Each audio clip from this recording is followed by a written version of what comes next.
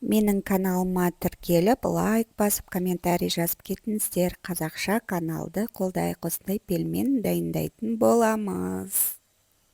Барлықтарыңызға сәлем. Бүгін Жадыршаның ас үйінде пельмен дайындайтын боламыз.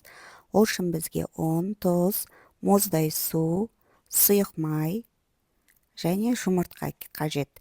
Өстіп ұнымызды ортасын ашып алып, бір жұмыртқамызды саламыз. Чай қасықпен жарты қасық мұздай суымызға тұзымызды қосып, жақсылап араластырып аламыз. Енді сұйық майымызды жұмыртқаның үстіне құямыз. Жақсылап араластырып, осылай аз-аздан суымызды құйып, ұнымызға жақсылап біріктіріп, нан илейтін боламыз. Қатты жұқа, қатты қалың болмау керек, жұмсақ.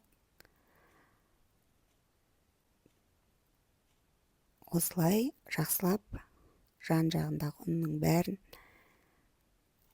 нанды иінін қандырып илеп аламыз. Осы ұнымнан менде 2 жайым нан шықты.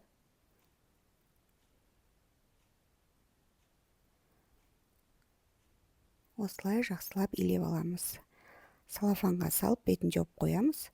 Оға дейін тағы да бір жақсылап екеуін 2-ге бөліп, осылай тындырып қойдым.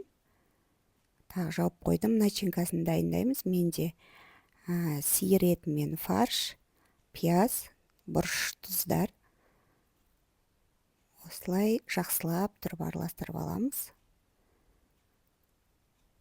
Ал енді нанымызды жаятын боламыз. Бір жайым нанымызды алып, екінші жайым нанымызды қалдырып қоямыз. Осылай ұнымызды сеуіп, жақсылап илеп аламыз. Нанымызды мен пельмен қоятын орамалмен ыдысым дайындап қойдым. Соның үстіне түйетін болам. Осылай нанның четін басып, жақсылап илейміз. Осындай күшті, жақсы қамыр болып шығады. Бұл қамыр бешбармаққа да жарайды. Өте керемет. Осылай жақсылап жайып аламыз.